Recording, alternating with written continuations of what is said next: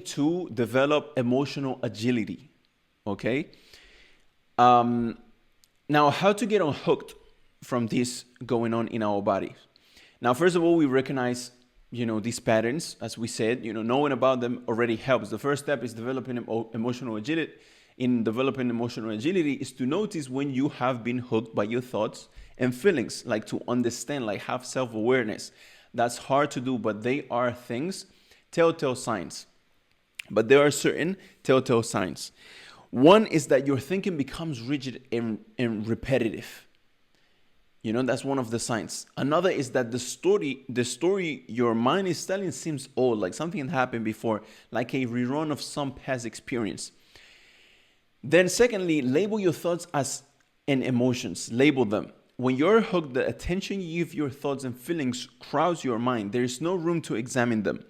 One strategy that may help you consider your situation more objectively is the simple act of labeling. Just as you call a spade, call a thought and an emotion. I am not doing enough work at home, or I'm not doing enough at work or at home, becomes I am having the thought, I'm thinking, I feel like I'm not doing enough at work or at home, but I don't know if that's the reality. I have that feeling, I have that thought. Now let me, through reasoning and through logic, reflect on that and see if it's an actual fact or not. That's how you develop emotional agility. And then you have to accept them as well. The opposite of control is acceptance, not acting on every thought or resigning yourself to negativity, but responding to your ideas and emotions with an open attitude, paying attention to them and letting yourself experience them.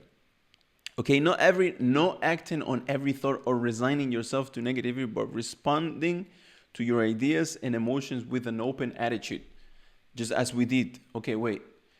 Is this a thought, or is this a fact? Like being self-aware, asking somebody, look, yo, tell me, like seriously, be honest with me. Is this like this? Am I not doing enough work? Or don't let those emotions and thoughts like take over you and, oh yeah, this is how it is.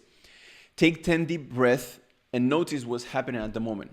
Like, okay,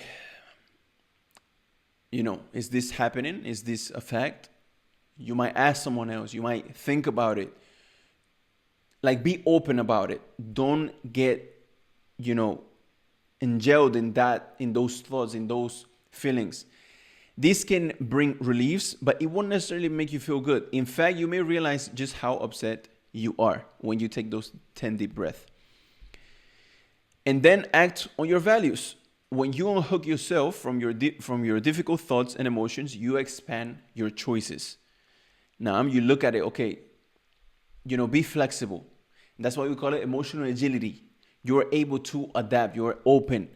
Effective leaders are mindful of their inner experiences, but not caught in them. And keep that in mind. Feeling emotions is good, is normal, but don't let them control you. Don't let them control you. The same with thoughts.